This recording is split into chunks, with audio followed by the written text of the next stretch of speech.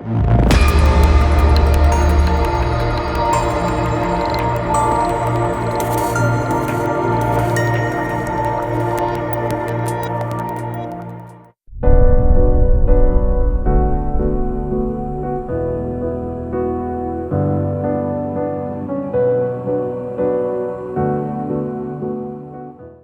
Fletcher was seeing Pat Tate not long before his murder alongside Tony Tucker and Craig Rolfe in a Range Rover in Rettendon in Essex in December 1995. After the murders, Lizzie Fletcher made a statement which up until recently wasn't available in the public domain. When it was made available, there was a missing page. The following comes from a set of notes made by DC Hastings after Lizzie Fletcher made a statement. In my opinion, it contains two interesting details which may mean something or may not. That's for you to decide. On Friday the 8th of the 12th, 95, at South Woodham Ferris Police Station, I took a statement from Elizabeth Ann Fletcher, during which Elizabeth informed me that on Tuesday the 5th of the 12th, 95, in the early evening, Pat received a phone call on his mobile phone. She didn't hear the conversation, and it was very short. But afterwards, Pat was really happy and said to Elizabeth, "I'm alright now." She said Pat had been stressed up until lately. Craig and Tony then came round to Pat's home, where they had a conversation in the kitchen, which she says she did not hear. They then left, and Pat told Elizabeth she had to leave and that he was going away for a couple of days, and that he would contact her. Elizabeth would not allow the above to be written in her statement. The following comes from the 15th of the 12th, 95. DC White. Following information received from Lizzie Fletcher on the 14th of the 12th, 95. She states that she went to Belgium in the blue Range Rover on the 16th and the 17th of the 11th, 95, but would not go into any more detail. She said they all got really drunk, and Pat and her were very sick. She was supposed to have taken a friend, but her friend could not get her passport in time. The Tuesday prior to Pat's death, Liz said Pat received a call on his mobile. It was very short, and he immediately went to the phone in McDonald's on the A127. This was about 4:30 in the afternoon. On Wednesday morning, when Liz rang Pat at home, as per her statement, he had a go at her. He said he'd been in the field all night, that he was muddy. She made a comment about who he was with, i.e. another girl, and he said, no, he was with Tucker. Wednesday afternoon, Pat told Liz via the telephone that he was taking his gun out with him that night.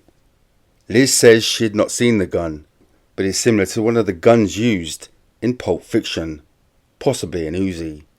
She could not recall the name. She asked about the money in Pat's house, which she says was in a duty-free bag. She says there was about £20,000 in notes, and that £1,000 Pat was giving her for a flat. It also states, my personal opinion is that Liz certainly knows a lot more than she is saying. The two pieces that stick out to me from that intelligence report about Lizzie Fletcher was that Pat did intend on taking a weapon with him on the evening of the 6th of December on the Wednesday night. Also, recently Craig Rolfe's brother, Brian Rolfe, has said that Pat, Tony and Craig always had weapons with them. Or when he saw Craig just a few days before the murders, that Craig definitely had a weapon in the glove compartment of the Range Rover. When we went out to the car, he got in the Range Rover and I got into my car. I was going home.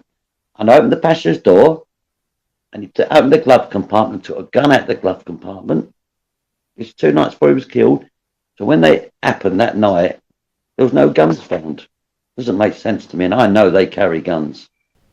Were weapons removed from the Range Rover at some point? The other part was that Pat told Lizzie he'd been in the field all night. If he was simply testing the gun they'd got from McBowman, why were they in the field all night? And which field was he meaning? Was it the field beyond the locked 5-bar gate where the Range Rover was found on the morning of the 7th of December.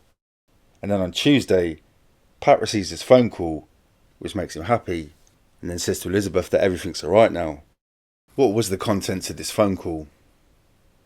The details of a plane drop that was going to lure them down the lane.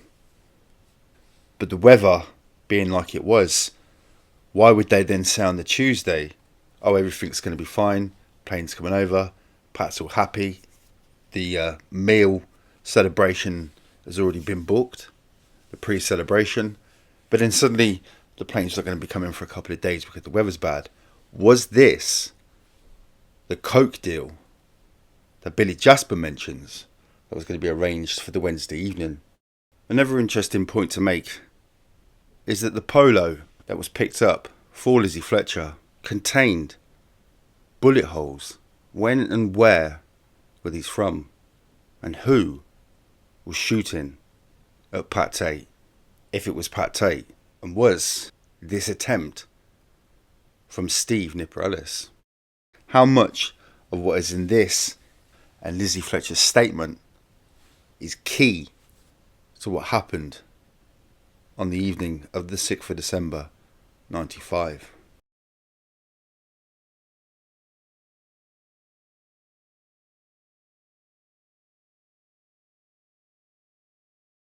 The following statement has never been released to the public. It's the statement of Elizabeth Ann Fletcher, better known as Lizzie Fletcher. Lizzie Fletcher was in a relationship with Patrick Tate in the month before his murder. The following statement is from the 9th of the 12th, 1995. I met Tony Tucker at Club Art nightclub in Southend about 10 or 11 months ago. I was working there as a bar supervisor / receptionist. Tony runs bouncers and doormen and owns a security firm. I used to talk with Tony and got on well with him. He used to talk continuously about his friend Pat Tate, who was in Whitemoor prison. Tony arranged that when Pat came out of prison, I would meet Pat, as he thought we would get on well. On the 7th of the 11th, 1995, Pat was released from prison, and I arranged with Tony that I would meet him and Pat outside Club Art at 8:30 in the evening of Thursday, the 9th of the 11th, 95. I arrived at 21 hours, just as Pat and Tony were leaving. We then went to a Chinese restaurant in Southend where we had a meal.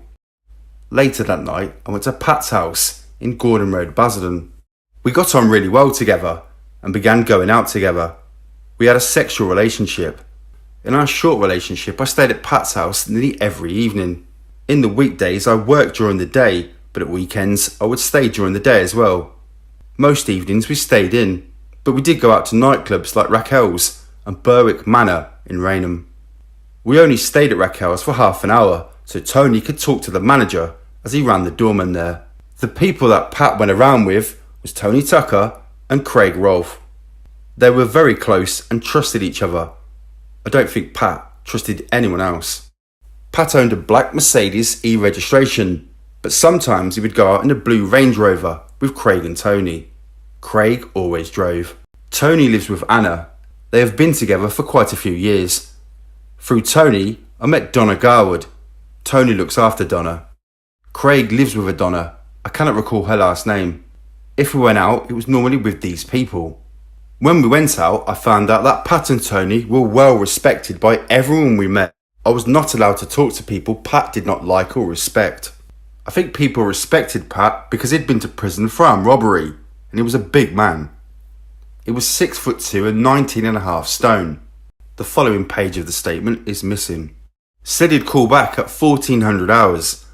At 1400 hours, he rang back and apologised for being annoying earlier. He said, "Don't contact me, I'll contact you." Between 16:30 and 17:30, he rang me up at work again and said, "Sorry I haven't been able to talk. I've been really busy. They're picking me up about 6:30. We're going out for dinner." I never questioned Pat about anything he did. We arranged that I would see Pat Friday night and he would call me. This was the last time I spoke to Pat. On Thursday the 7th of the 12th, 95, my friend Angela Platts rang me at work and told me that 3 men had been shot. She rang me back a little bit later and said the 3 men were found in a blue Range Rover. I thought it sounded like Pat, Tony and Craig. On Friday the 8th of the 12th, 95, I saw the television news and confirmed my suspicions. It was Tony, Craig and Pat who'd been killed.